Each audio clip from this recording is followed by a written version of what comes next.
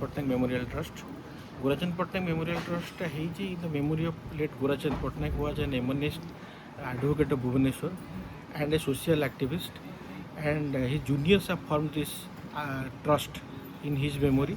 And this trust organizes law lecture every year on several topics. This is the 10th law lecture. Today's topic was on living the constitution. This was the topic.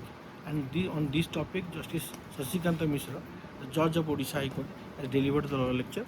And this, starting from Manusmriti, he elaborated every aspects of constitution and law in a very nice, very articulate manner. And Mr. Sitanshu Mohan Dwivedi, who is the chairman of the State Bar Council, has given the keynote address, and he has given his valuable time to this trust and for this occasion. And we have successfully organized this law lecture. That is why we are thankful to all the media persons, the persons who have participated here, and all the bar members who have cooperated with us and to make this function very successful.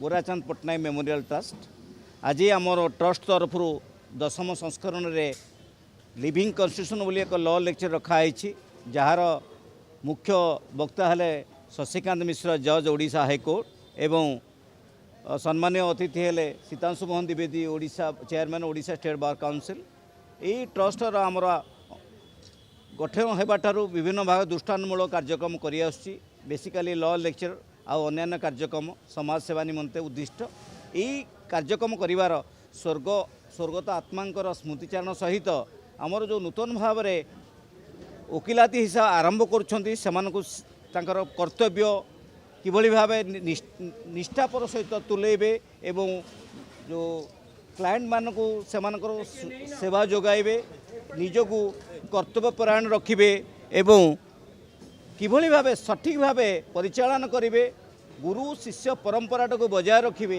यही शीर्षक नहीं आमर आलोचना करा आमर मुख्य लक्ष्य आगामी दिन में युव आईनजीवी मानकर समाज प्रति कर्तव्यबोध यहाँ बजाय रखापी आम ट्रस्ट कार्य कर गोराचंद पट्टनायक एक महान विद्वान व्यक्ति नथिले एक समाजसेवी थिले एवं तांकर आम भुवनेश्वर कोर्टर बा सारा ओडिशा रे आईन व्यवसाय जो भाव से निजक दर्शिकी निष्ठा भाव में प्रतिपादित कर शिक्षा करने निश्चित भाव जरूरी से आमर जो गोटे ट्रस्ट गठन कराई प्राक्तन जूनियर्स एवं अधुना जो माने थिले पाखे बंची थिला पर्यंत से माने एक ट्रस्ट गठन करथिले एवं ट्रस्ट रे तांकर जो भली आदर्श थिला किभली भावे ता समाज रे प्रतिपादित करि परिबे नूतन आईनजीवी माने एहा निमंते ए ट्रस्ट बराबर कार्य करि आसुछि। ट्रस्ट स्वास्थ्य सेवा कारण सी फैमिली प्लानिंग एसोसिएशन रो आजीवन सदस्य थिले।